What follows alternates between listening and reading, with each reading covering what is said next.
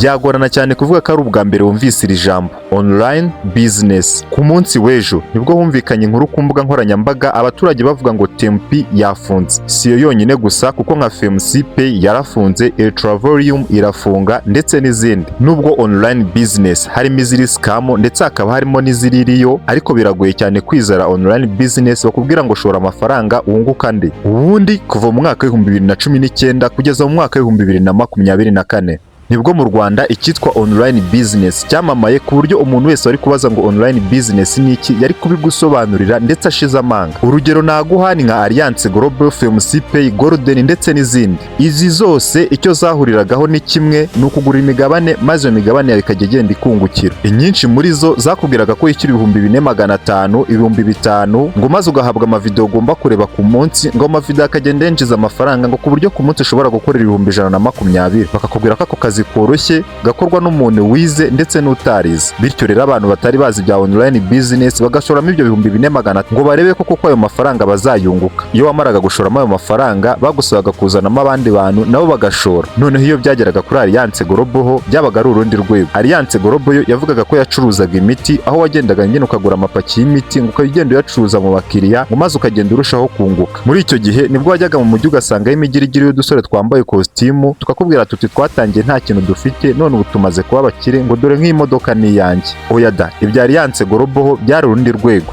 kubera ko bakoreshaga amanama ndetse n'amahugurwa bakakubwira buryo ki ushobora kubeshya abaturage maze ukareshya abakiriya bakaza bakinjira muri izo online business, warangiza nawe ukibonera amafaranga. Mu mwaka wa 2025 nibwo leta y'u Rwanda yabonye ko abaturage bakomeje gutuburirwa binyuze mu kigo cy'igihugu cy'ubugenzacyaha RIB, niko gutangira gutegura amahugurwa yo kubwira abaturage ko ibintu bya online business bitizewe, bagomba kujya babanza bagakora ubushakashatsi mbere yuko bashora amafaranga yabo muri ibyo bigo bibabwira ko bizajya bibungukira. Noneho rero kubera ikizi online business zikubwira ko ugomba kubanza ugashora amafaranga mbere yuko winjiramo. Ikindi kandi bakakwizeza inyungu y'umurengera mu gihe uzaba umaze gushora aya mafaranga. Ubundi izi online business zikoze mu cyo bita pyramid scam. Ni uburyo umuntu wa mbere azagashyiramo amafaranga, uwa kabiri akaza akayashyiraho, maze wa wundi wagezemo mbere akajya ahabwa amafaranga y'abagiye bamukubikira cyangwa se abo yagiye atumira bakinjira muri iyo online business. Ubwo tuvuge niba ngiyemo ndi uwa mbere nkatumira abantu 8 nabo bagatumira abandi 8, ngiye nzajya mfata kuri ya mafaranga b'abantu bose 16 bari kugenda batanga, maze ngende nanjye nshishikariza abantu benshi kwinjiramo. Abantu benshi iyo bamaze kwinjira muri izi online business ntibatinda kubona ko bibeshye, kubera ko aya mafaranga bijejwe batangira kugenda babona ko ntayo bazabona, bizabasaba gutubura kugira ngo nabo babone amafaranga. Kubera ko ukimara kugera muri iyi business bahita batangira kugusobanurira neza noneho bakoresheje ukuri uburyo izi online business zikora. Bakakubwira mu by'ukuri ko iyi ngiyi ari pyramid scam, bakakubwira ko bizagusaba gutumira abantu bakaza bagatanga amafaranga, barangiza nawe bakajya baguha ku mafaranga batanze. Ubwo rero bikagusaba gutumira abantu benshi kugira ngo bazaze muri online business bajyemo batanga amafaranga nawe uzabone kugaruza yawe.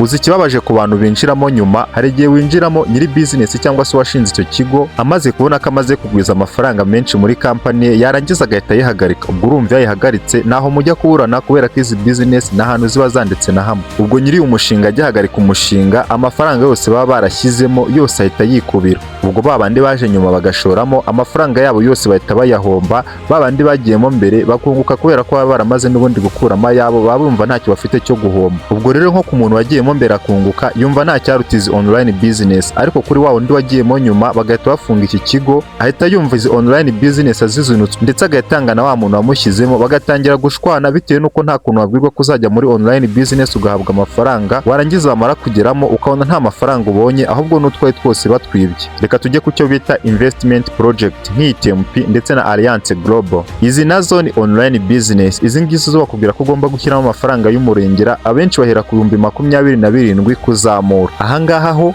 ntibagusaba gutumira cyangwa se bakubwire ngo wenda ngo uzabanza kwinjizamo umuntu kugira ngo ubone amafaranga. Barakubwira ati nushora 27,000 uzajya ubona amafaranga 500 ya buri munsi. Bakakubwira bati nushora 100,000 uzajya ubona amafaranga 5,000 bya buri munsi.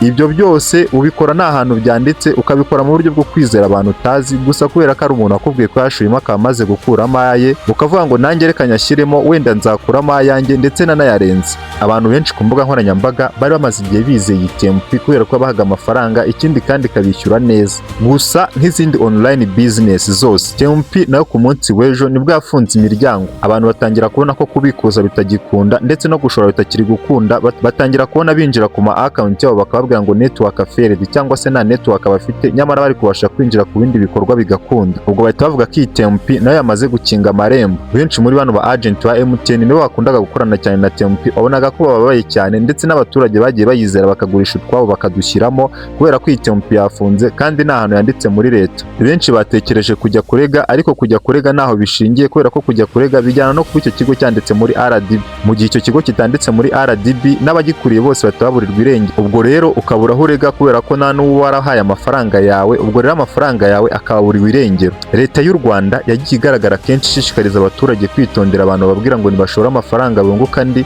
mu gihe icyo kigo kiri kubivuga kitanditse muri RDB. Abaturage nabo bakunda kugira imbogamizi zo kumenya ibigo byanditse muri RDB ndetse n'ibitanditsemo, kubera ko nk'iyi ngiyi Tempi yari yatangiye gufungura ibyicaro mu ntara zimwe na zimwe z'igihugu. Abantu bakavuga ngo iyi Tempi ishobora kuba yizewe, gusa abakuriye BNR ndetse n'ibigo byinshi bigiye bitandukanye batangiye kubwira abaturage benshi bashoye amafaranga yabo muri iki kigo ko iyi Tempi itemewe, ndetse no kwijyamo umuntu uzajyamo agashya atazigera agira aho arega. Ubwo abari bafitemo amafaranga batangiye gushya ubwoba, batangira gushaka uburyo bayakuramo ariko bitagishobotse. Gusa Tempi yababereye indahemuka kubera ko n'ubundi yakomeje kugenda ibaha amafaranga nk'uko byari bisanzwe. Ku munsi w'ejo nibwo humvikanye inkuru ku mbuga nkoranyambaga ko Tempi yamaze gufunga amarembo. Abantu benshi bahita batangira kwiheba, yewe bamwe mu bagent bakoranaga n'iyi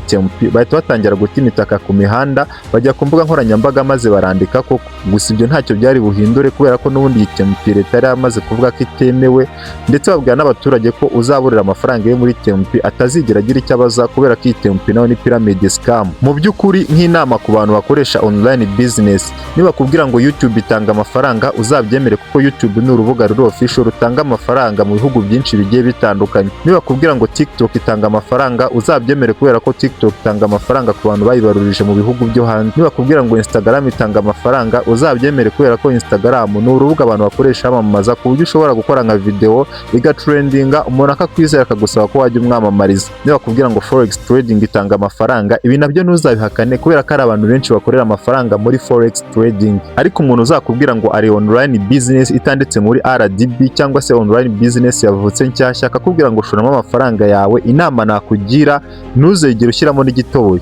kubera ko ba nyiri ibi bigo bizeza abantu ibitangaza nyamara ari amapyramid scam. Wamara kugezamo amafaranga yawe bakayakwiba, ndetse rwose nubone naho ubariza. Mwakoze cyane kubana natwe muri iki kiganiro. Niba ugejeje kuri uyu munota ukiri kureba iki kiganiro, nibagirwe gukora subscribe. Ikindi kandi niba ari ikintu uvuze kikagufasha, ulayikinga ino video, wandike na comment kugira ngo njye nkomeza kubona ko ibiganiro binkora umunsi ku munsi tuba turi kumwe.